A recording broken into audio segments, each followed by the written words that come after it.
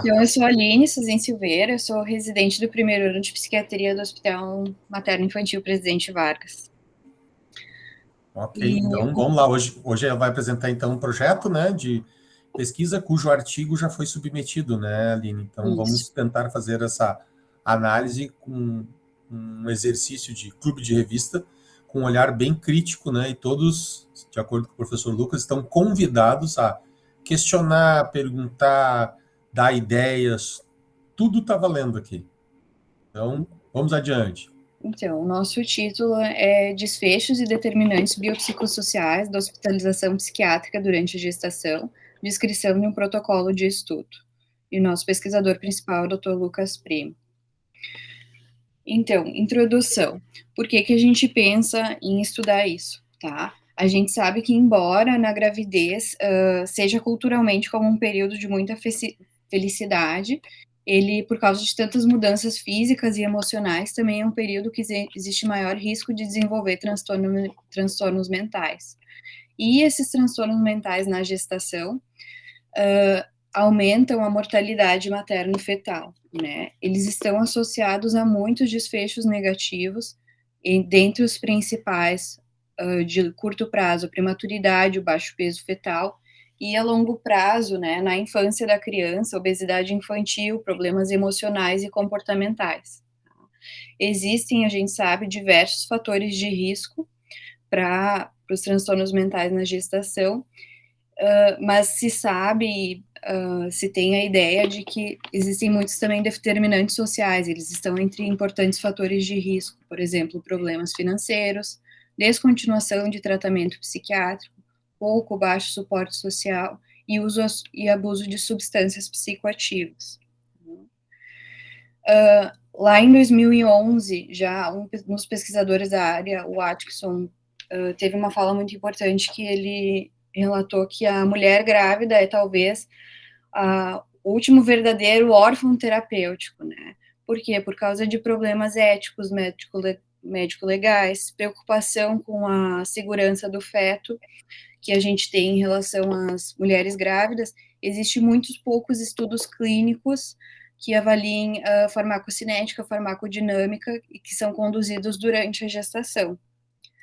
E agora, quase 20 anos depois, ali em 2020, o World Psychiatry Journal publicou uma série de artigos sobre saúde mental perinatal e ele concluiu que ainda existe muita pouca pesquisa sobre esses transtornos de saúde mental perinatais e também em como melhorar o acesso ao tratamento para essas mulheres que têm dificuldades psicológicas, também sobre a efetividade dos diferentes tipos de tratamento que são oferecidos a elas.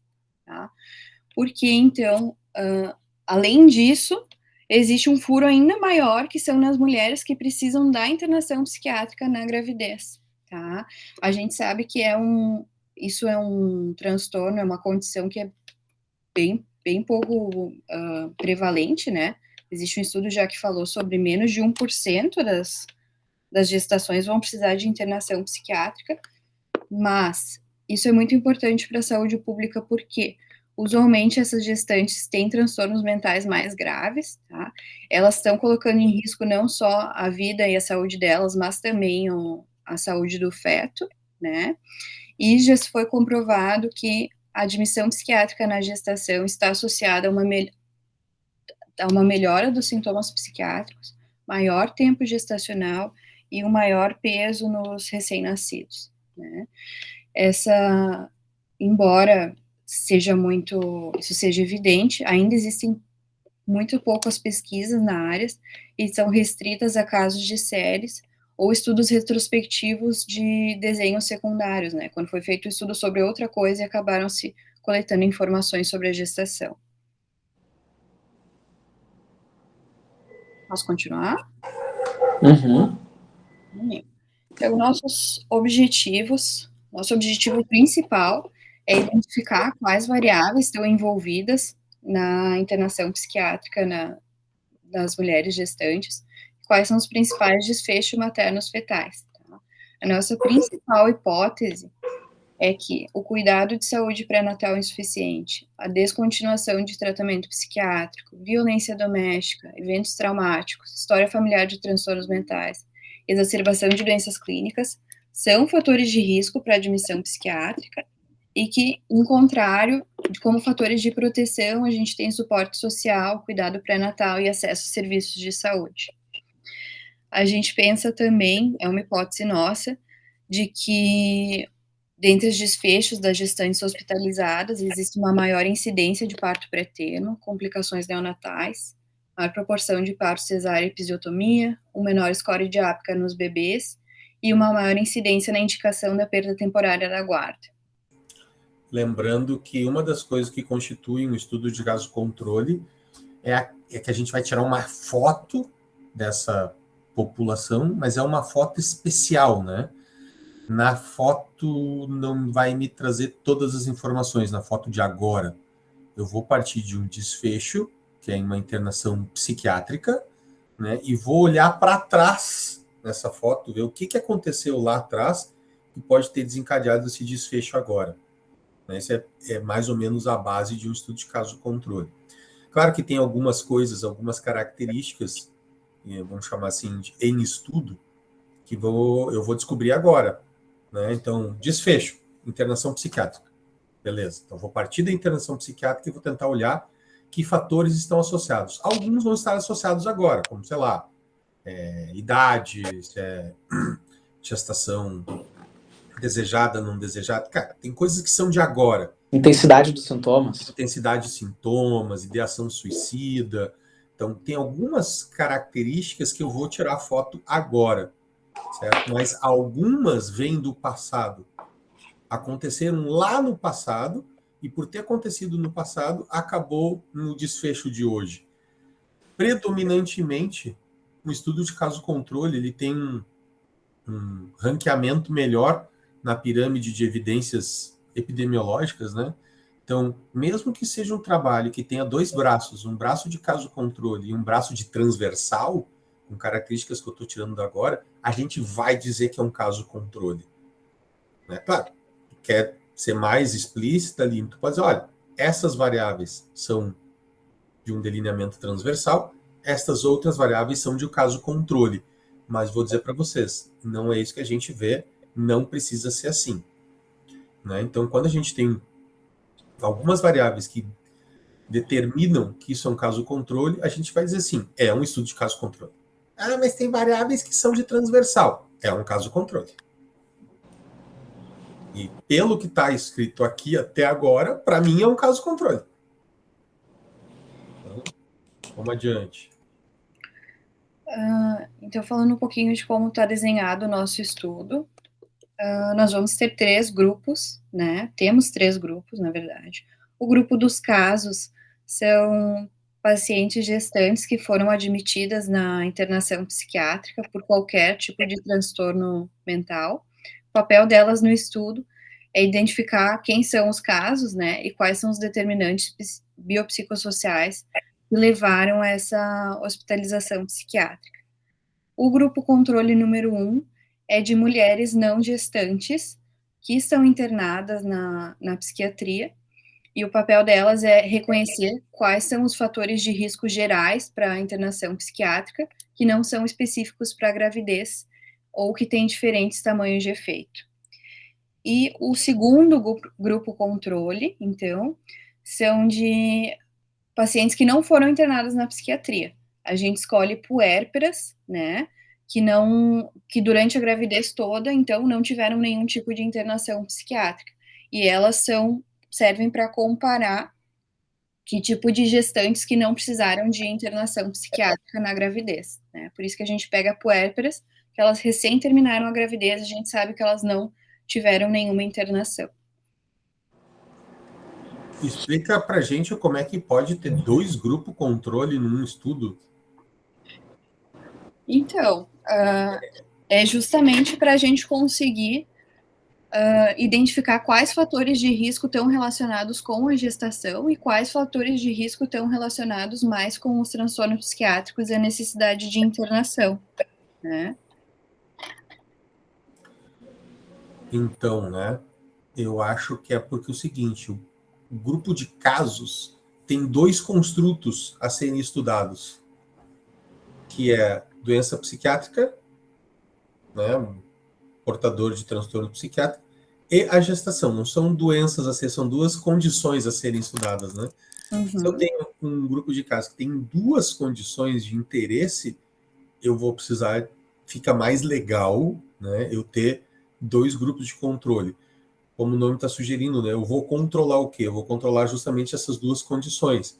O que me faz uma pessoa ter mais risco de internar? É a condição psiquiátrica ou é a gestação? Gestação, tu mesmo falaste ali na introdução, é um período de vulnerabilidade, mas um transtorno psiquiátrico também. Então, interna porque está psiquiatricamente abalado ou interna porque está gestante? Eu não sei. Então, eu vou precisar controlar essas 2 situações. Quando a gente colhe informações de uma outra amostra que tem uma dessas condições, a gente controla uma das condições. Se eu tiver um outro grupo controle, vou colher dados, informações dessa outra condição, gestação, por exemplo, eu vou estar controlando as 2. E aí eu vou poder, ao comparar o grupo de casos com cada um dos grupos controles, ver realmente qual das condições está mais associada com o risco de internar. Bem legal o jeito que tu descreveu, Igor. Isso é uma coisa que a gente tem dificuldade um pouco de reportar. A gente percebe que às vezes as pessoas não entendem, mas eu gostei bastante do jeito que tu descreveu, assim, das 2 condições associadas, né? Então, 2 grupos para controlar cada um dos fatores. Acho que faz bastante sentido da gente explicar dessa maneira que tu falou, assim. Gostei, bem legal. Só para dizer, por exemplo, lá quando a Vanessa apresentou no mestrado, foram justamente que a galera ficou se perguntando, assim, acho que a Vanessa está aqui, ficou se perguntando assim, tá, mas por que 2 controles, assim, o que são esses 2 controles, assim? Sim. Acho que é uma boa... mas é que são 2 condições de vulnerabilidade, né? Não vou dizer 2 patologias, né? Mas são 2 condições de vulnerabilidade. O fato de uma mulher estar grávida sem ter um transtorno psiquiátrico torna ela mais vulnerável até para internar. Menos do que um transtorno psiquiátrico. E uma coisa... Fala, Vanessa. E uma coisa, Igor, que eu até falei com o Lucas, né? O quanto as pessoas não sabem, às vezes, o que é uma puérpera após o parto no primeiro dia, assim. E o quanto a gente tem que explicar isso também, né? Quando for explicar a pesquisa, porque as pessoas questionam, mas por que puérpera? Por que questionaram puérpera é muito. diferente de gestante?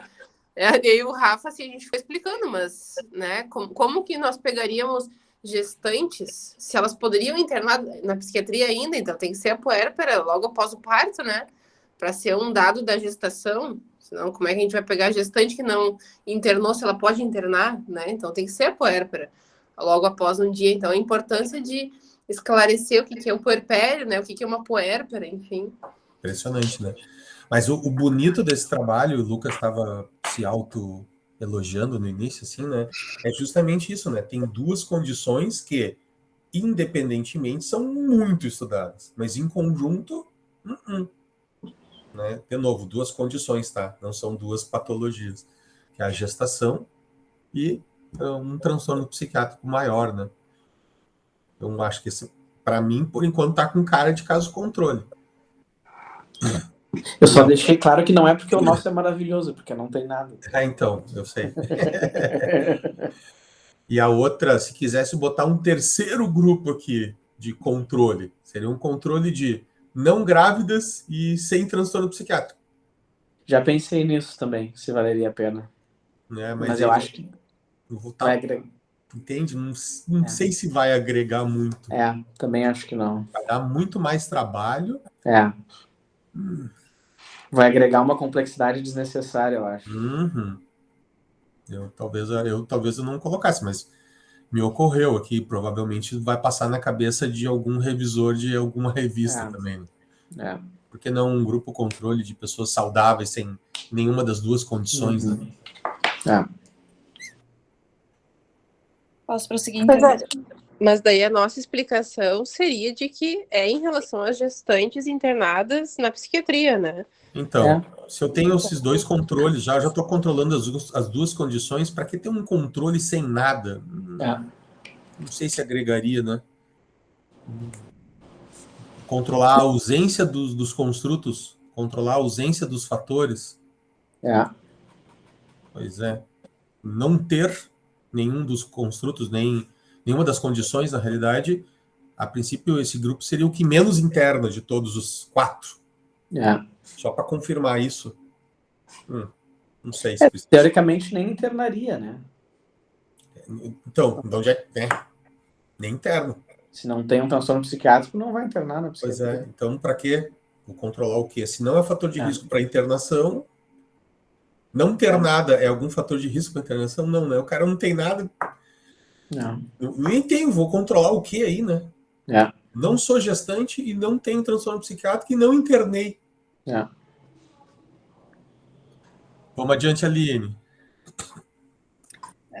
Então, agora, mostrando um pouquinho dos instrumentos que a gente vai utilizar, que a gente utiliza, primeiramente, os dados sociodemográficos, né? A gente avalia o sexo, a idade, a raça, o estado civil, a orientação sexual, quanto mais ou menos a paciente, qual a renda dela mensal, né? Se ela faz atividade física, se ela está fazendo algum tratamento psiquiátrico ou psicológico, qual é a história obstétrica nela, quantas gestações ela já teve, se teve aborto, e se ela já tem uma história de descontinuar algum tipo de tratamento psiquiátrico na gravidez. Tá? Aqui tem um exemplo do início da escala que a gente aplica. Esse questionário ele está no papel, não está em nenhuma Qualtrics. Google Forms. Isso. Tem um tabletzinho lá. O bom do Google Forms é que ele é fácil, acessível, tudo. Eu não sei exatamente como é que é a segurança dos questionários do Google Forms, né? Pode ser questionado também. Inacreditavelmente, alguns revisores de revista perguntam se tu garante o sigilo com Google Forms, né? Outra coisa um pouco ruim do Google Forms é que tu tem que ir até o fim, né? Não dá para parar no meio, eu continuamos depois. Começou, tem que ir até o fim. Se tu parar no meio, quando tu voltar depois tem que começar tudo de novo, né? Essa é só para o pessoal saber o que é o Google Forms, né?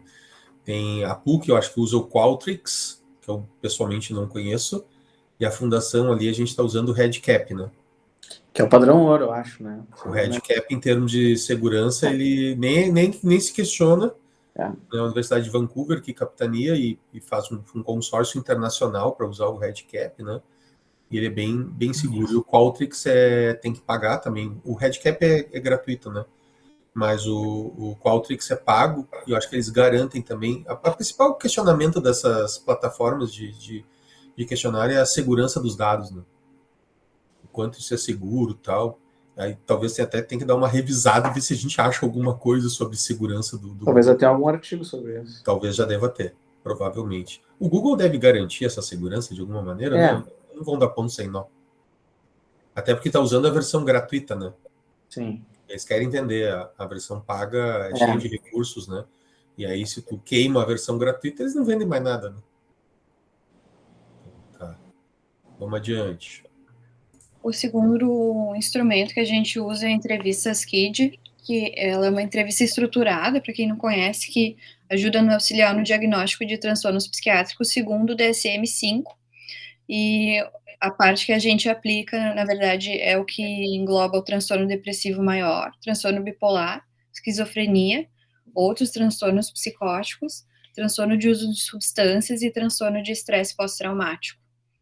Aqui tem um exemplo de como ela é aplicada. Então, ela tem 2 colunas. Uma é os critérios do DSM-5 para te se basear, e a outra é a pergunta exatamente como tu tem que fazer, tá? Então, aqui, por exemplo, no último mês, houve algum período de tempo que você se sentiu deprimido, abatido na maior parte do dia, quase todos os dias, e conforme o que o paciente responde, tu segue a entrevista, por exemplo, aqui no episódio no episódio depressivo, ou se ela é negativa, por exemplo, os critérios essenciais, já passa para outra fase do exame, que o próximo aqui seria o episódio depressivo maior anterior. Ele vai dando uns jump, né? Então ele vai dando uns comandos ali. A parte mais cinza a gente não lê. Aquilo ali é só para a gente ter o critério na mão do DSM. A parte à esquerda do cinza é justamente a forma como a gente tem que perguntar. Então, quando a gente faz pesquisa, a gente sugere que todo mundo leia a pergunta que está ali. Quando a gente aplica clinicamente no consultório, a gente pode ler aquela pergunta e fazer do nosso jeito, né? Em vez de falar você, fala tu, por exemplo, para quem é daqui do Sul, né? E aí, lá no final, ele vai dizer o que é para fazer com os resultados, com as respostas, né?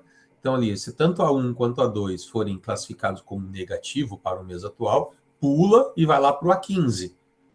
Né? Porque as perguntas A3, A4, A5, que estão logo abaixo ali, ou na página seguinte, não vão precisar ser feitas. Não faz sentido se o cara respondeu negativo para as duas primeiras. O pessoal critica muito a SCID, acha que a Mini é mais fácil. Tal. A Mini é um pouquinho mais organizada. Né? Eu, para ser sincero, eu acho que o que falta na SCID é, em vez de dizer assim, pular para A15, bota a página onde está o A15. Senão tem que ficar folhando até achar o A15, né? Eu tinha uma SCID de pesquisa do DSM-4 que eu fiz isso. Fui botando o número da página em todos esses jump aí. Emprestei para algum residente, nunca mais voltou. Mas como é DSM-4, também não ia fazer muito efeito agora, né? Mas para mim a única diferença é que... Página 172 ali. Ah, agora, nessa versão do DSM... Roubaram a sua ideia. O DSM-4 não tinha. Porque, cara, Mini é Mini só no nome, ela não é Mini. Não tem como fazer diagnóstico psiquiátrico em meia hora. Isso não existe. A outra alternativa que a gente tem do uso, acho que tem a ver com o que vocês estão fazendo, que é usar os capítulos que nos interessam para confirmação de alguns diagnósticos, né? A gente não precisa aplicar toda a SCID. A gente pode fazer só screening, a gente pode escolher alguns capítulos, né? Ou a gente pode aplicar toda ela se a gente quiser. Mas eu acho que vocês estão escolhendo só alguns para confirmar os diagnósticos que realmente são os mais importantes, que nos interessam, né? Isso. Tá bem? Tá certo? Isso só tem que ser explicado no artigo, né? A SCID será aplicada desta maneira. Isso, não é para todos os transtornos que ela tem possibilidade, né? São só esses aqui que estão relatados. No artigo tá descrito também. E mesmo assim, ela já é bem trabalhosa e bem detalhada, né? Tá escrito no artigo que é aplicado por residentes? Sim. Sim. Tá. Talvez dependendo... Pediram... Já voltou da revista? Já... Não, editor. Tá. Talvez vão pedir estudo de confiabilidade, né? Dá para fazer. Então, no fim, conseguiu, Lucas? Tá com o editor. Foi pro editor. Talvez peçam para o Pedro Banfro fazer o estudo de confiabilidade. Eu vi que ele entrou só para cutucar a onça. Dá para fazer, a gente tem o dado de quem coletou. Sim. Vai fazer Outra escala importantíssima é a escala de depressão de Hamilton. Na verdade, essa que a gente aplica é uma subescala, que tem só 6 itens, né? Porque a escala original são 17 itens. E esses itens aqui, esses 6, são teu humor deprimido, sentimento de culpa, relação de trabalhos e atividades, retardo psicomotor, ansiedade psíquica e sintomas somáticos gerais. Legal. Esse resumido aí do Hamilton tá validado? Tá. Não conhecia. Eu acho que a original, se eu não me engano, ali é de 21 itens. Depois surgiu a de 17 itens da Hamilton. Sim, exatamente. Só que a de 21 itens tem umas perguntas no final que são umas coisas meio nada a ver. Se o cara tem toque, se o cara é paranoide. É que mesmo a de 21 itens, ela soma só as 17, né? Isso mesmo, só soma as 17. O importante é os 17 itens primeiro. Essa de 6 itens, ela tá bem validada, né? Ela tá... Ótimo. Foi minha tese, inclusive. Não só para... Não fui eu que validei, mas ela já é bem conhecida por ser os sintomas mais nucleares, digamos assim, da depressão, né? Uma coisa que ninguém faz com a escala de Hamilton, assim também como não fazem com a escala de Beck, que eu pessoalmente acho uma pena, é o seguinte: a galera publica geralmente o score total, né? Só que o score total não fala muito da psicopatologia, né?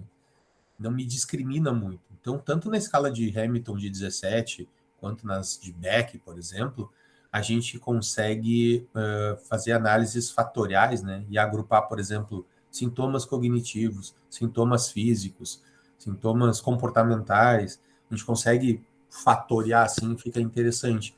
E do ponto de vista psicopatológico, isso pode ser bem legal. Eu não sei se o que a gente está vendo aqui já não é uma análise fatorial quase, né? Humor deprimido, culpa, que é uma coisa cognitiva, né? Ou seja, uma coisa emocional, uma coisa cognitiva. Trabalho e atividade é comportamental, retardo psicomotor é comportamental, ansiedade psíquica juntaria talvez com humor deprimido, né? Coisa mais emocional. E sintomas somáticos, é mais ou menos como se fosse análise fatorial da Hamilton 17 itens, né? Uhum. E eu talvez apresentasse o resultado item por item, já que são só 6. Em vez de dar o score total, eu apresentaria item por item. Média, desvio padrão, se for o caso, né? De item por item. E em termos de discriminação psicopatológica, pode ser bem mais interessante, né? Pode ser até uma questão de pesquisa, hein? Se tem diferença psicopatologicamente as gestantes das não gestantes. Tá? Item por item, né? Como são só 6... É possível. Porque parece um fatoriamento da escala original, né?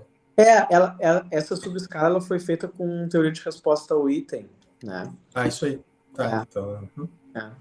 Aí pegou os 6 itens que mais pontuavam, que mais estavam coerentes com o construto. Tá, legal. Interessante ver que é uma escala de depressão. Mas o item 5 é de ansiedade. Tem que puxar a brasa, né? Não é puxar a brasa, cara. A gente fez um trabalho sobre... A gente pegou os 21 itens das escalas de Beck, de depressão e de ansiedade dos 1.000 pacientes com TOC. E a gente pediu para o Wagner, lá da PUC, fazer análise fatorial disso, né? E, cara, a gente não consegue discriminar sintomas ansiosos de sintomas depressivos. Eles se misturam, eles se agrupam e não tem como separar ansiedade de depressão. Pelo menos em pacientes com TOC, né? Legal. Na verdade, como é que... Até, então, já falando, né? Já que a gente falou nisso, como é que surgiu essa escala, né? Essa escala surgiu por um cara que se chama Beck, que não é Beck com CK, é Beck com CH. Ele é um dinamarquês e a tese de doutorado dele, o Hamilton era a banca da tese dele, né? E ele pegou a escala de Hamilton e ele aplicou em um grupo de pacientes deprimidos na Dinamarca, né, que estavam internados, e ele pegou os psiquiatras mais experientes que tinham na Dinamarca, e aqueles psiquiatras deram uma pontuação de gravidade, o quanto grave tu acha que esse paciente está, né, e deu uma pontuação de 1 a 10, tá? E aí fez isso com vários pacientes, e ele comparou a escala de Hamilton de 17 itens com essa gravidade que esses psiquiatras tinham falado. E deu uma correlação bem ruim. Foi até um determinado ponto e depois começou a se comportar mal, né? Daí ele usou a teoria de resposta ao item para ver quais seriam os sintomas que mais ficariam escaláveis, né, dentro da depressão, e daí comparou com essa gravidade desses psiquiatras. E deu uma correlação quase perfeita, né? Tem um gráfico bem interessante disso, que ele mostra. E ele, não só isso, né? Ele mostrava também o qual era a gravidade dos sintomas, quais eram os sintomas mais leves e os sintomas mais graves, né? E daí ele supõe, né, que esses seriam os sintomas melancólicos da depressão. A gente fez o meu estudo da minha tese, a ideia era pegar esses sintomas e ver quais que tinha associação com variáveis biológicas, e foi muito legal, assim, porque a gente trocou alguns e-mails com esse cara, ele já estava velhinho, morreu no meio do meu doutorado. A nossa ordem de gravidade que a gente encontrou na internação do Clínicas, imagina 6 itens, né? Então, qual a probabilidade disso acontecer? É exatamente igual a que ele encontrou lá na década de 70. Então, foi muito robusto, assim, os achados dele, né? E a gente conseguiu replicar. E daí tu vê, né? E vê como a ansiedade, ela acaba entrando dentro dessa psicopatologia nuclear da depressão, né? Ela é algo que ela anda junto, não adianta, né? Não tem como não andar. pelo menos 60% dos casos de depressão são depressões ansiosas, né? Então, isso quando a gente detecta, né? Imagina a ansiedade que a gente não, entre aspas, não detecta, né? Talvez os casos que não tenham ansiedade sejam casos mais leves. Boa pergunta, não sei te dizer. Vamos lá, Aline. Então, a outra escala que a gente usa é a escala de mania de Beck-Raphaelson.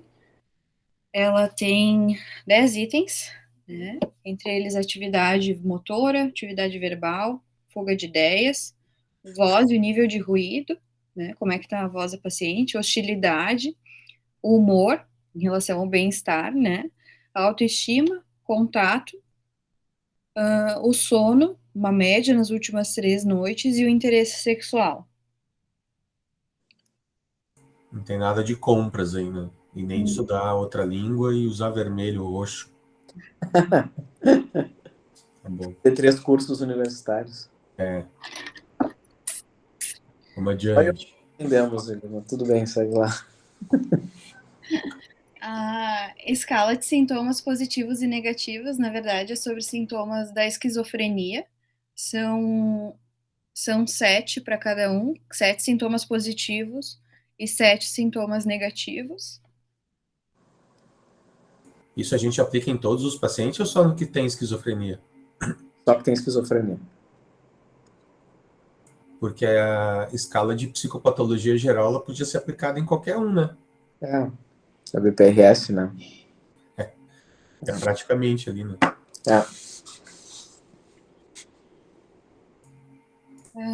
Esse screening de abuso, na verdade, ele é uma escala que avalia a violência contra mulheres gestantes. Tem 5 questões que avaliam frequência e severidade do evento, qual parte do corpo foi lesionada e também um pouco do perfil do agressor. Tá? Ela está inteira aqui. Outra... Desculpa, pode falar. Não, bem interessante, bem interessante. Não Esse conhecia. ela que a Bárbara usou no TCC. Ah, legal. Outra é a Clinical Global Impression. Na verdade, é só uma pergunta que avalia a percepção do paciente sobre a gravidade da doença dele, que vai de 1 a 7, 1 sendo que ele acha que não está muito doente, ou até 7, que ele acha que é uma doença extremamente grave. Na verdade, não é a impressão do paciente, é a nossa impressão. Isso. Desculpa, isso. O quanto que a gente acha que esse paciente está grave. A CGI original são 2 perguntas, né? É o nível de doença e o nível de melhora. O paciente melhorou, não melhorou e tal, mas talvez essa segunda pergunta não fizesse muito sentido para nós aqui, né? Então acho que tá bem. Eu gosto da CGI, apesar dela ser relativamente banal, assim, porque é uma escala visual analógica categorizada em 7 itens ali, né? É um tipo de pergunta que eu uso muito em consulta. Quanto o paciente acha que melhorou? 0, não melhorou nada, 100% está curado. E o paciente diz, melhorei 20, 30, 40, 50%. E vou dizer para vocês, os pacientes sabem o quanto melhoram. No doutorado, eu aplicava a Y-Box, a Die-Box, no pior momento da vida e o atual. E fazia um delta, né, para dizer quantos por cento eles tinham melhorado, se estava a mesma coisa ou até se tinham piorado. Mas eu também perguntava para ele, ao longo da tua vida, desde que tu começou a fazer tratamento, quanto por cento tu acha que melhorou? Isso é uma pergunta minha qualitativa, e anotava num cantinho lá do questionário. E depois eu fiz uma análise de correlação, né, do quanto o paciente dizia e quanto dava na escala. Pá! Em cima, deu 90% de correlação. Assim, né? Ou seja, os pacientes sabem o quanto eles melhoram, a gente não precisa aplicar a escala, eles sabem se melhoram ou não melhoram, né? Óbvio. Ninguém sabe melhor que eles, né? Então, a CGI é mais ou menos isso, né? É uma escala visual analógica que nos dá mais ou menos o nível de doença, ou se quiserem fazer a segunda pergunta, né? O quanto ele acha que melhorou em relação àquele sintoma ou não. A CGI ela é uma escala genérica, né? Então, tu pode perguntar da depressão, tu pode perguntar da ansiedade, tu pode perguntar do delírio, tu pode perguntar da dependência química, tu pode perguntar do que tu quiser, porque ela é facilmente adaptada para qualquer tipo de condição patológica, né? Mas só pensando assim, Igor, eu acho que também tem a questão de de qual foi a doença que tu estudou, né? Porque o toque ele é muito egodistônico, né? Sim. Então daí o paciente, talvez ele consiga Sim. quantificar melhor. Um paciente com depressão, acho que ele não conseguiria tanto, assim. O esquizofrênico também não. Tem todo o viés cognitivo da depressão, né? Quando a gente aplica aqui a CGI nesse projeto em relação a qual diagnóstico? O diagnóstico principal? Porque às vezes tem comorbidades também, né? É tudo. É com relação a tudo. Tá. Ou seja, psicopatologia geral mesmo. Patologia geral. Tá bem. A PRICE-CAR, então, é, na verdade, um inventório que avalia os efeitos adversos de medicações psiquiátricas. Então, ele avalia ali sedação, problemas com a concentração, está tendo tremor, acatesia, tontura ortostática, sudorese, insônia, ganho de peso e problemas sexuais. Outra delas é o ASSIST, que é um screening bem completo, que avalia o uso, né, de diversas substâncias, incluindo tabaco, álcool, cannabis, cocaína, estimulantes, inalantes, sedativos, alucinógenos, opioides e outras drogas. São em torno de 8 questões, aqui eu botei as 3 primeiras, porque é uma escala bem comprida mesmo.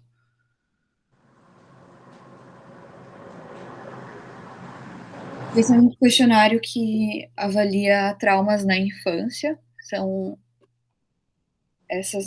28 itens, na verdade, coloquei só aqui só os 9 primeiros.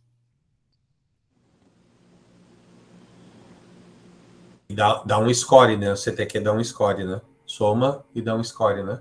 Uhum. Tá. E dá domínios também, né? Ah, interessante. Negligência física, negligência... Emocional. Abuso, negligência emocional, violência física, violência... Emocional? Violência emocional, violência física, violência sexual. Negligência física e emocional. 5. Isso aí. A Luben Social Network Scale, então ela avalia mais ou menos como é que está o suporte social, familiar e de amizades do paciente. Então aqui as 6 primeiras perguntas são sobre a família, né? E as outras 6 perguntas sobre as amizades. Para avaliar como é que está o suporte. Ah, peraí que eu vou responder esse negócio aí para ver como é que eu tô, cara. Tá feio. Tem vários desses da vontade da gente responder, né? Sabe que essa parte ali, quando eu vou aplicar, é na alta, né? Na alta dos bolsistas que aplicam aquilo ali. E eu já fiz algumas altas de bolsistas, né? E eu percebo o quanto as nossas pacientes na internação não sabem o que falar. Elas ficam assim, eu não sei. Eu coloco qualquer coisa. Não pode ser qualquer coisa, né? Vamos pensar. Vamos ver a Vanessa, já que tu aplica. Vamos ver já que a Vanessa que tá aplicando. Me define parente. Ah, mas tá ali. Tá, é que não tá... Não tá a versão completa aqui. Mas no questionário tem. Tá. Tem a explicação. Isso, tem. São parentes, Aqui, considerando as pessoas com quem você está relacionado por nascimento, casamento, adoção, etc. Família. Boa. A gente faz uma leitura, mas uma das coisas até que eu acho que a gente conversou, né, Lucas, questão do DI na nossa internação. De que seria interessante até a gente fazer um estudo sobre o tanto de paciente que a gente tem com deficiência intelectual. Porque na hora de responder, elas não sabem o que falar. Elas ficam assim, não sei. Não, então, eu tô fazendo essa pergunta mais pro pessoal da graduação, até porque assim, quando a gente escolhe um instrumento para fazer parte de um projeto de pesquisa, a gente tem que dominar o instrumento, né? A gente tem que saber exatamente o que a gente está perguntando, né? Então, daqui a pouco diz ali a pergunta, a quantidade de parentes que você vê no último mês. Aí o paciente pergunta, me define parente. Puta, não sei, não estudei o instrumento. Por isso que a gente diz que precisa de um treinamento prévio para a gente poder aplicar esses instrumentos. Daqui a pouco a gente diz, parente é qualquer um que mora contigo.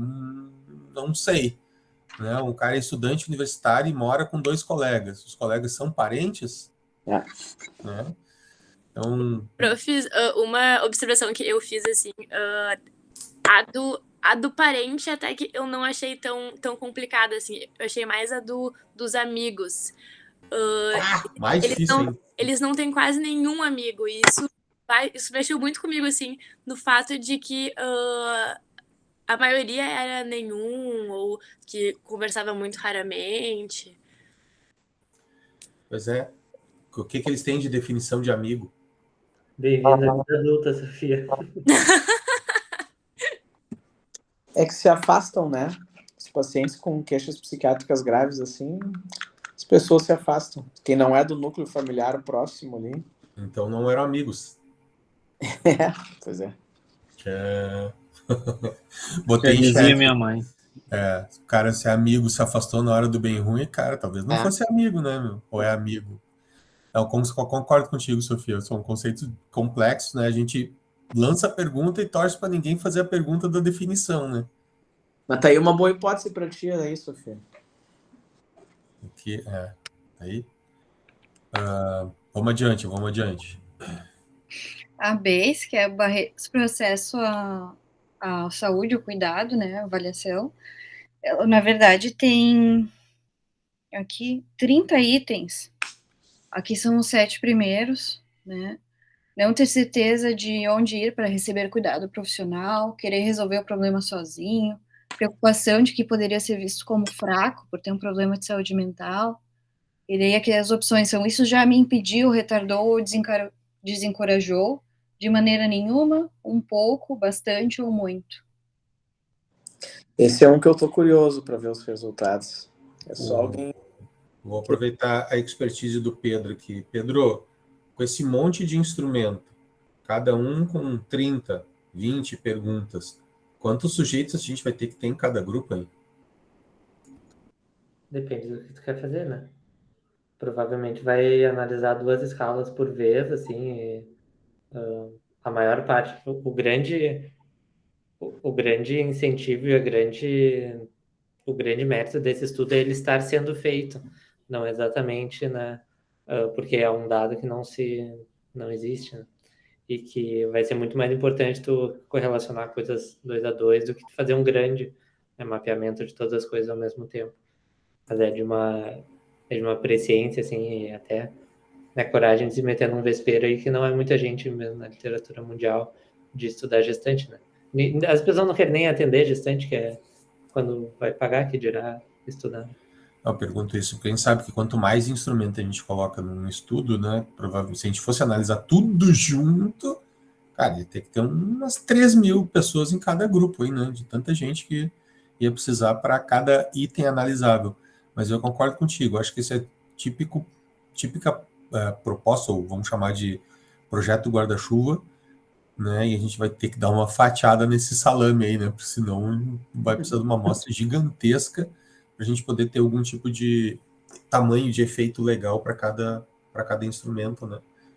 Mas eu acho que vamos precisar, por isso que eu achei legal chamar de projeto guarda-chuva, e dentro desse projeto guarda-chuva podem surgir várias hipóteses alternativas. Por exemplo, o Lucas agora sugeriu para a Sofia fazer esse estudo da network ali, né, social network. Daqui a pouco pode ficar um subprojeto dentro desse projetão, né? E fazer uma análise mais focada naquilo ali, a gente usa menos instrumentos. Se a gente colhe muita coisa, talvez não se use tudo ao mesmo tempo, mas em algum momento vai ser utilizado. Essa é a proposta, Pedro? Exato, dado é bom de ter a mais, ainda mais quando são coisas diversas, a gente não está fazendo 6 escalas diferentes sobre depressão. São coisas bem variadas. Vamos ali.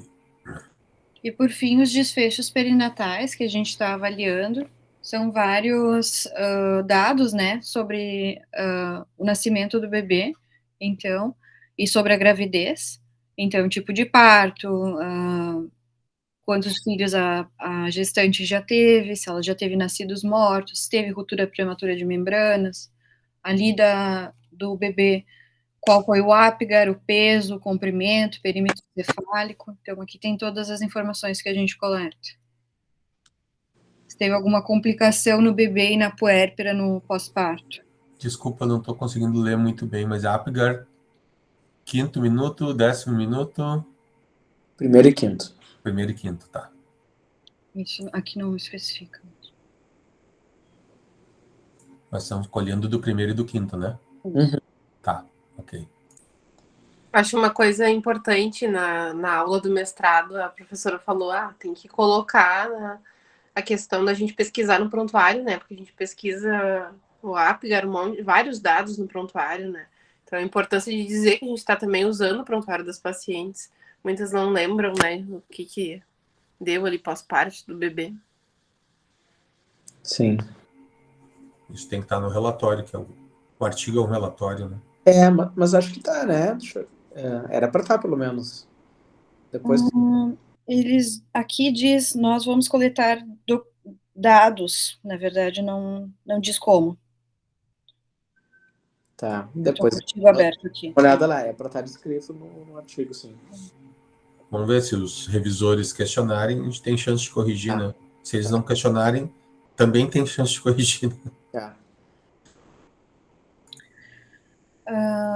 Aqui sobre uma estimação do tamanho da amostra, foi estimado que precisaria de pelo menos 246 pacientes para detectar associações maiores que o efeito de Cohen, de 0,2. Então, foi planejado se recrutar mais ou menos 300 pacientes, sendo 100 de cada grupo, já que nós temos 3 grupos, né? Já dá para se divertir aqui na estatística, se conseguir esse N aí, né? Também.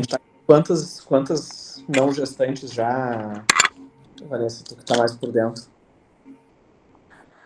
Agora quase 80. E de gestantes, 30?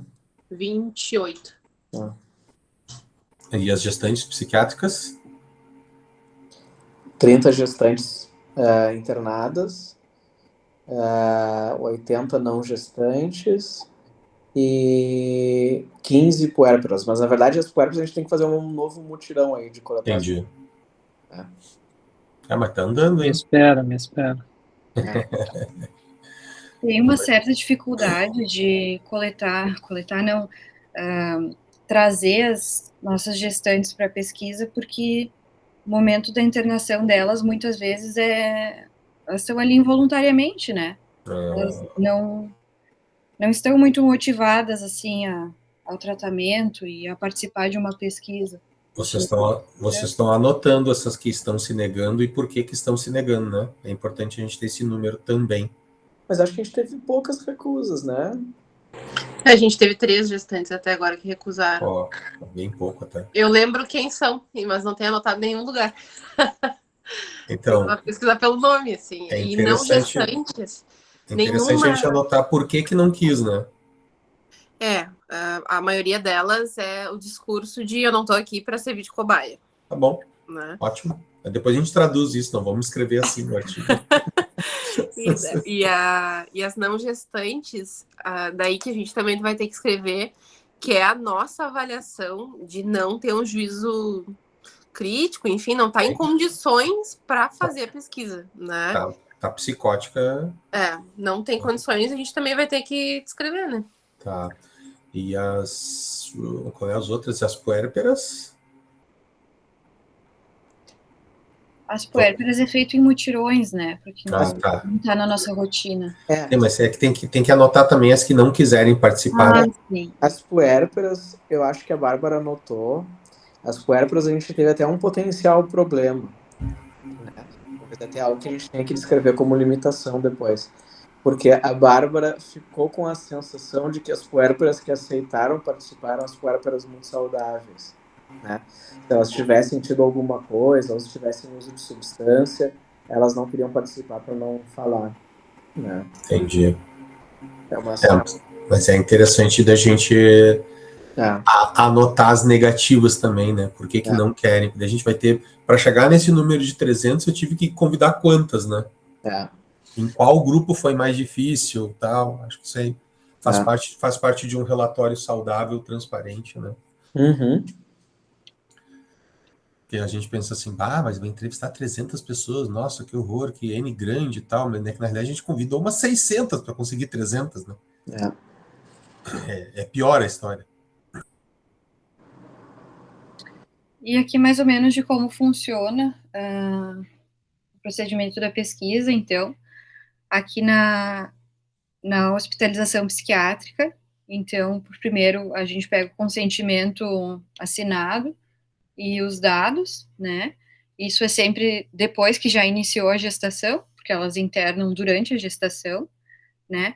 Depois, em um segundo momento, é coletado os dados ali depois do parto, né? Então, logo após o parto.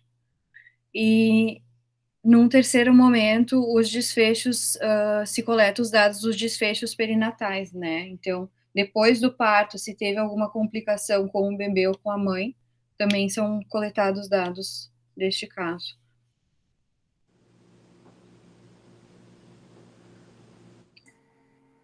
Isso? Isso. Achei que tu ia mostrar os resultados iniciais já. Não tive oportunidade. Tá bom. Quantas referências tem o artigo? Deu umas 4 páginas. 4 páginas de referência. Uhum. Tá. É por ordem alfabética ou é por númerozinho, assim? Pois é. Confesso que eu não reparei nisso. Tá, Não, por ordem alfabética. Tá, então deve ter umas 30 por página, tem umas em torno de 120. Não tem tudo isso, não. Não? Deixa eu ver aqui. Eu tenho isso aqui. Não, só para dar uma ideia para a galera, assim, para construir um projeto, quantas referências a gente usa, né? Não, Lucas, referências da página 13 até a 18, 5 páginas. Mas quantas por página? Quantas por página? De 100. 1, 100 2, e 3, poucas. 4, 5, 6, 7, 8, 9. A primeira página. Deixa eu ver aqui. Só 9. Tá em espaço 1,5 isso aí. Referência geralmente bota em espaço 0, alguma coisa. Né? Tô vendo aqui.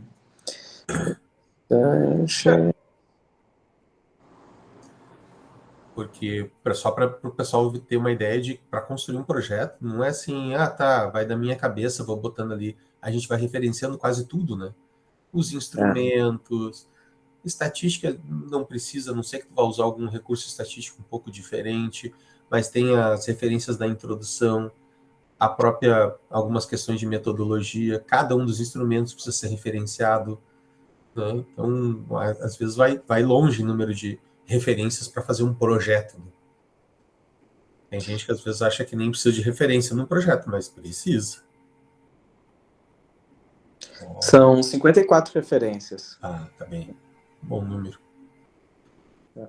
Na verdade, a gente tem, para o projeto, né, a gente tem referências basicamente de introdução e métodos, né? Então, a gente não tem referências na discussão. Então, o artigo original normalmente acaba sendo... 100 e poucos, vai dar perto de 100. Eu não tenho dúvida que é um caso controle, né? A gente está partindo do desfecho e tendo atrás de informações que aconteceram no passado, né? Até porque a gente está tentando, de uma certa maneira, buscar fatores de risco, né? Não é o melhor delineamento para a gente estudar fatores de risco, mas para uma condição ainda pouco estudada, acho que vai ser um gerador de hipóteses bastante interessante. O que quero dizer com isso? No estudo de caso controle, a gente pode confirmar algumas hipóteses, principalmente de associação. Eventualmente, a coisa tão escancarada que a gente pode fazer um nexo causal, né? Alguma coisa que aconteceu no passado leva a um desfecho, né, patológico agora. Então, às vezes a gente consegue fazer, embora não seja o propósito principal do estudo de caso controle, fazer esse nexo causal, tanto que um dos vieses é a causalidade reversa, né? Não sei o que é ovo, o que é galinha, mas em algumas situações a gente consegue fazer um nexo causal, né? Principalmente se tiver um tamanho de efeito muito grande, né? Por alguma coisa que esteja assim, escancarado mesmo. Não tem como escapar. Aquele exemplo do câncer de pulmão e tabagismo, né? O cara acha uma associação, fumou durante 40 anos, agora tá câncer de pulmão.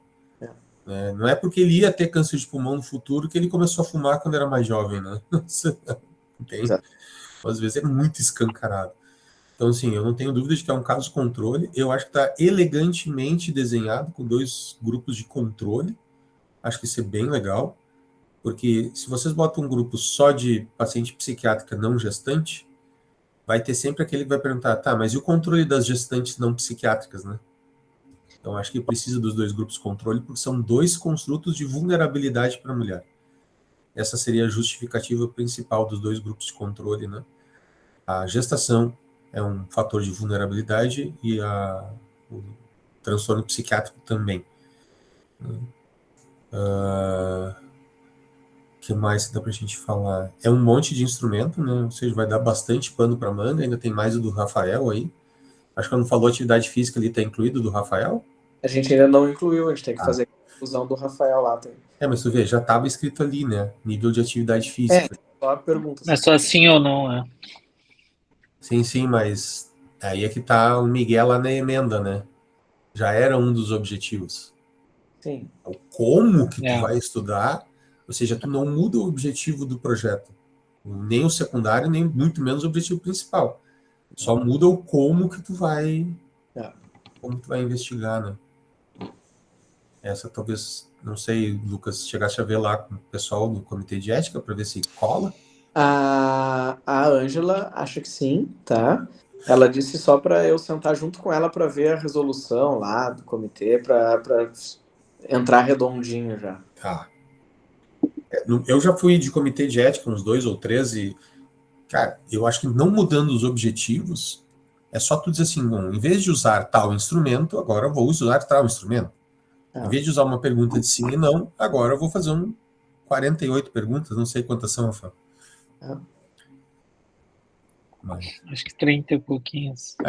Então só muda o como, mas o objetivo secundário, o objetivo principal não mudam. Acho que não tem muita dificuldade. A não ser que seja, que nem eu brinquei antes, o comitê de ética da Santa Casa, que aí sempre vai ter dificuldade. E o que eles puderem fazer para complicar, eles vão fazer para complicar, né? Não, é um estudo de risco ético mínimo, né? Entende? E aí tu muda o instrumento, em vez de perguntar sim ou não, tu vai fazer algumas perguntinhas a mais. Benefício para o paciente ainda, né? O paciente não vai estar... A única coisa que tem vai aumentar o tempo. Exatamente. Mas o paciente está internada mesmo, né? Na maior parte. Tem nada para fazer. Pelo menos vai ter que caminhar até a sala de entrevista lá. Aline, achei que tu apresentou bem, Aline. Para quem disse que não sabia apresentar, até que tu te puxou aqui. Dá para ver que tá dominando o projeto. Aqui tem uma tabelinha de em que momentos que são aplicadas as escalas, que eu achei bem interessante. Na primeira coluna aqui, quais são aplicadas na admissão do hospital, quais na alta, né? Nas não grávidas, a mesma coisa. Quais são aplicadas nos 2 momentos. E nas puérperas, quais são aplicadas também daí em um único momento, né? Eu acho que essa tabela talvez eu tenha te mandado uma versão desatualizada. Porque a que a gente submeteu lá para a PLOS ONE, a gente também aplica as sintomáticas no grupo de puérperas, então tem os outros xizinhos ali no grupo de puérperas, é para ter o xizinho em todas. Tchau. Mas isso é bastante esclarecedor, né? E organiza a ideia não só de quem está lendo, mas também de quem está aplicando os instrumentos, né?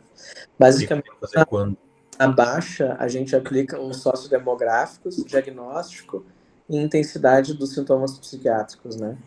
E daí até porque eles estão muitas vezes em pouca condição de responder, né? Daí na alta a gente repete as escalas de sintomas e daí aplica todos os outros, né? Quando tu diz na baixa, é na baixa estação? Não conheço esse termo, baixa. Estação psiquiátrica. Tecnicamente é na internação e na alta hospitalar, né? Isso aí. A gente brinca de alta e baixa, mas não existe baixa. O paciente baixou, não, o paciente internou, né? Mas tudo bem, isso é só semântica. The hospital down. Bom, pessoal, para finalizar da discussão do nosso artigo, até onde a gente sabe, vai ser o primeiro a avaliar a hospitalização psiquiátrica na gestação, com dados específicos, 2 grupos controle, né?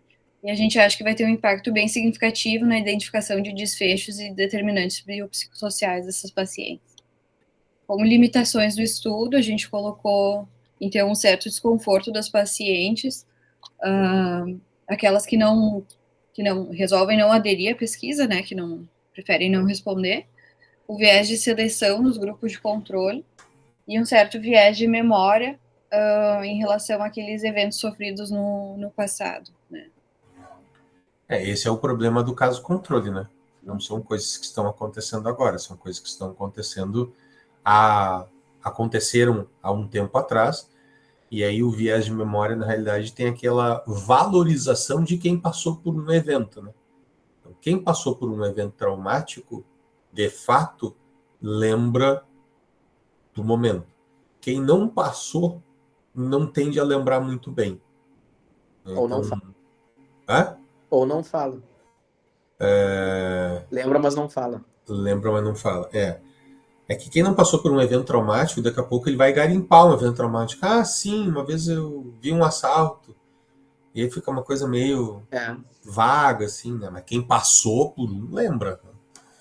Um viés de memória nesse sentido, né? Quem sofreu alguma intempérie, alguma coisa, lembra com um pouco mais de vivacidade, talvez até aumente um pouco. E quem não passou e quiser inventar que passou, vai ficar uma coisa meio nublada, né? Então, mas esse é um problema que não tem como resolver. É inerente ao delineamento, né? O viés de memória. Show de bola. Alguém quer fazer alguma pergunta, algum comentário? Rafael, que tá dentro. Tava aí as referências. Realmente tinha mais 3 páginas, mas eu excluía. Boa. Alguém levantou a mão, eu acho, não? Não. Eu vi um. Eu aprendi a botar essa coisinha, agora eu vou botar também. Eu ia dar o parabéns, eu acabei levantando a mão, mas agora eu tenho uma dúvida, professor. Fala, Pedro. Tu comentou que, fora a apresentação, parabéns aí, Aline, o pessoal envolvido. Tu comentou, professor, que o caso controle não é muito bom para causas e achar fatores de risco. E a nossa professora de epidemia falou o contrário, que é o delineamento ideal para isso. Não sei qual que é a tua visão e qual seria o indicado, então. Vamos lá, risco-benefício, né? O caso controle é o mais barato para fazer, é o que a gente tem mais facilidade para fazer. Mas o ideal para tu achar nexo causal são estudos longitudinais, né? Vai pegar um coorte, que é o que a gente vai ver numa aulinha em julho, aí não sei se o Lucas vai dar ou eu vou dar, e aí tu parte de pessoas que não tem problema nenhum, tu expõe essas pessoas a algum tipo de situação e tu vai ver se aquilo vai causar ou não vai causar. Esse é o ideal. Na verdade, assim, quanto maior a capacidade de avaliação de causalidade, maior a força de evidência, né? Então, o estudo que mais tem capacidade de avaliar a causalidade é o ensaio clínico randomizado, né? Tu sabe que a melhora foi por conta do remédio, não por outra coisa, né? Intervenção. O termo técnico é intervenção, né? Isso. Pode ser qualquer coisa. Da cirurgia, enfim, né? É o que melhora o controle. À medida que tu vai descendo o grau de evidência, a tua capacidade de inferência causal vai sendo pior, né?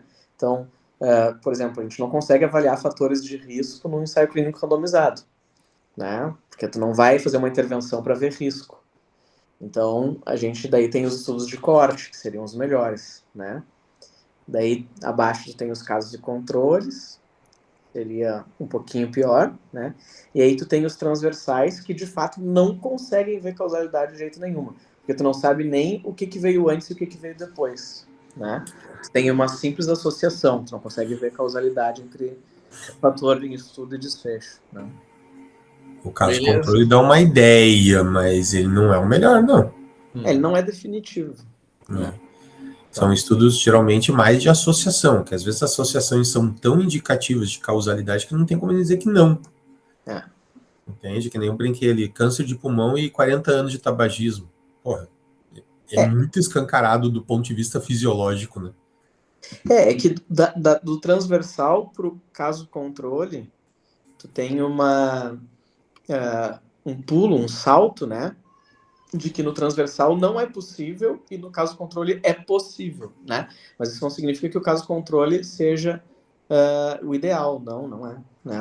A coorte para fator de risco seria o nosso padrão ouro, né? Os estudos longitudinais, né?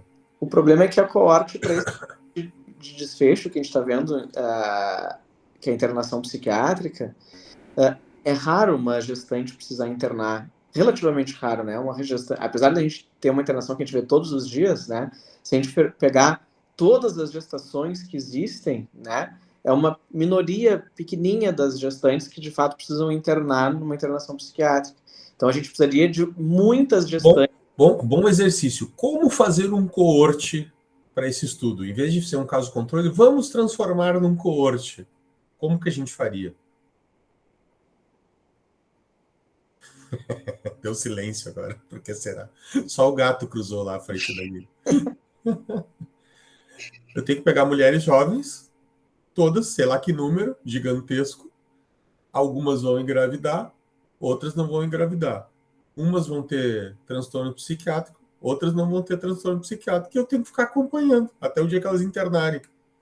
É muito caro, não tem como fazer isso. Sei lá, o número de pessoas que eu vou ter que ficar acompanhando durante sei lá quanto tempo, né, enquanto elas tiverem idade fértil, eu tenho que acompanhar essa mulherada com transtorno psiquiátrico. Umas vão internar, outras não. E já teve esse dado, né, de que é menos de 1% das gestações, na verdade, que precisam de internação psiquiátrica. Então... Mulheres jovens de idade fértil com transtorno psiquiátrico ficar acompanhando. Umas vão internar, outras não vão internar. E a gente tenta ver o que tem que ficar acompanhando periodicamente num coorte, né? A cada 6 meses, a cada 1 ano. E aí, quando alguém interna, me chama, que eu vou lá avaliar. Não tem como a gente fazer. Como o desfecho é raro, isso que a Aline falou, né? Como o desfecho é raro, o caso controle passa a ser uma boa alternativa. Então, talvez ela tenha omitido alguma informação que a professora deu na aula. Talvez para eventos raros, desfechos raros, caso controle é uma melhor alternativa do que outros estudos. A palavra certa aqui é eficiência, né? O estudo de caso controle é muito eficiente para desfechos raros, né? Ele não é o melhor, ele não é o mais eficaz, mas ele é o mais eficiente. Exatamente. Mais custo-benefício. Porque tu parte do desfecho, né? Eles são raros, mas, por exemplo, um hospital de referência é o nosso dia a dia. Então, lá para nós não é tão raro. Né? Mas em outros lugares talvez seja raríssimo uma gestante psiquiátrica, nem interna, né? Vai tudo para HPV. E aí, só, já que a gente está em metodologia, né, que eu adoro, para vocês entenderem como é o funcionamento de um caso controle, né? O grupo de controles, ele é sempre uma fração da população fonte que deu origem aos casos. Essa é a definição de um grupo controle, né? Então, o nosso grupo de puérperas, no fim das contas, ele é uma fração, uma fração de todas as mulheres que poderiam vir a internar, né? Mas que não internaram. Então, numa coorte, a gente precisaria de todas as gestantes. Né? No caso do controle, não. A gente pega um grupo que internou e um grupo que não internou. É uma fração. Beleza, valeu, Lucas. Obrigado, Igor. Acho que é um baita trabalho. Sabe uma coisa que eu tava pensando agora, assim, acho que a questão das puérperas, da nossa internação, ter o foco em usuárias de substância, né? De ter sempre usuários de substância, é que as puérperas a gente também deveria pegar, né? Puérperas que têm o uso de substância, talvez. A gente pega... Pegamos. E daí a gente já tem as não gestantes internadas na psiquiatria sem uso, né? Essas são questões, né? Para a gente estudar o uso de substância no nosso estudo, a gente vai ter sempre que ter 3 pés atrás, assim. Porque nossa unidade é referência para isso. Então, a gente tem um viés importante ali. E para os dois lados, né, Lucas? Porque como esse não é um centro de pesquisa necessariamente, vai ter um monte de gestante que vai falar, não, eu não vou abrir aqui minha vida para um desfecho qualquer, né, que daqui a pouco vai me prejudicar, e vai ter gente que não vai querer responder, e esse vai ser um viés de seleção que é inerente ao cenário da pesquisa. Imagina, cara, dependência química em gestante é difícil, cara. Porque pega, assim, um serviço de pré-natal. Cara, devem mentir, omitir, diminuir Um monte, né? Deve ser muito frequente Agora a gente está desinformação. testando em todo mundo, né? Agora lá no Pinar, não só no Sim, Pinar, todo hospital agora tá fazendo testagem para todo mundo. É Mas Ver o vacina, né? vai acontecer. Todas as puérperas do... Não, puérpera durante a gestação, Pré-natal. todo paciente, Não. todos os CMCEs estão Lucas, sendo testados. a chegada no CO é condicionada ao toxicológico, então todas as que estão no alojamento conjunto fizeram toxicológico no CO. Ah, é? Isso eu não sabia. Sim, todas fazem. E no Pinar também, né? Isso é muito pelo trabalho da Judreyer e da Jéssica, né? Agora expandiu para o CMCE. Qualquer gestante que vai para o CO do HPV fazem toxicológico de uso de substância?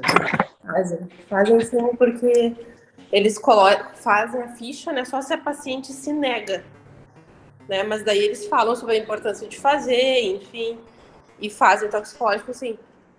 Mas que maravilha! Eles fazem lá no CO. O que vai acontecer é que ninguém vai querer ter filho no HPV. Não faz nem o pré-natal, não vão querer fazer mais lá. Começar a sobrar vaga lá. Legal. Não, mas isso é um dado rico. É um dado muito bom, né? Tem que incluir isso daí no nosso estudo. Porque as nossas têm toxicológico também. Dado a gente tem que pegar do prontuário. Mas sempre foi assim, Vanessa? Ou agora que mudou com essas mudanças da... Não, eu não sei se sempre foi assim. O que eu tô acompanhando é que ali no Pinar, todas as que fazem pré-natal ali conosco chegam no Pinar e fazem. Daí, o que eu perguntei para assistente social? Chegam no CO e fazem o toxicológico. Mas as pacientes que vêm de emergência também, eles precisam fazer tudo. HIV, sífilis, enfim, todos esses testes e fazem toxicológico. Em caso de parto cesárea, em caso de... né, por questão de intercorrência, se fez uso de crack muito grave, enfim. Então fazem lá, assim. Sensacional. Adorei. Bom. Tem que pedir para sempre colocarem no prontuário, que dependendo, às vezes eles não colocam, talvez. Eu já percebi que eles não colocam. De muitas nossas... Que não coloca, entendeu? O nosso só colocam geralmente quando é positivo. E não coloca, às vezes, testagem negativa, ainda mais agora que está sendo todo mundo testado. Os outros pré-natais, sem ser o da quinta, estão testando, da quarta estão testando também. E isso é uma coisa interessante. Até agora a gente achou que ia começar a dar positivo por testar em todo mundo, mas não está dando. Bom, a gente tem que ir encerrando. Só antes da gente encerrar, Lucas, semana que vem, a reunião das 18 eu não vou poder fazer porque eu não vou estar aí. Não sei se tu vai querer fazer das 19. Sim, a gente faz das 19. Então, semana que vem, pessoal, às 19 horas, posso botar lá nos grupos de pesquisa lá, né? E agradecer, então, né, a disponibilidade da Aline, que apresentou aí, bem apresentada, Aline, né? Foi bem legal. Para uma primeira vez tá bom, né, Igor? Nossa Senhora.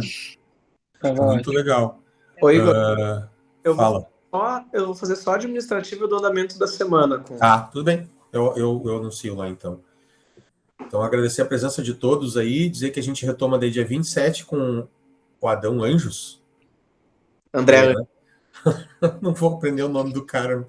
O André Anjos, que é professor de genética da Unicinos, e vai falar pra gente sobre o GWAS. Vamos ver se a gente consegue entender o que é esse negócio chamado GWAS, Genome Wide Association, blá, blá, alguma coisa do gênero. Sim. Né?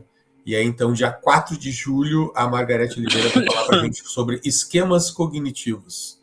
Ela vai botar um pouco do projeto que eles estão terminando de desenvolver lá, que precisam da nossa ajuda. Aí, aquela galera que quiser ajudar, depois a gente vê como que a gente pode fazer para ajudar nesses projetos aí. Valeu, Pedro, valeu, Vanessa, valeu, Rafael, valeu, Aline, valeu, Lucas. Estou vendo o nome de uma galera aqui. Até a próxima. Obrigadão. Tchau, tchau.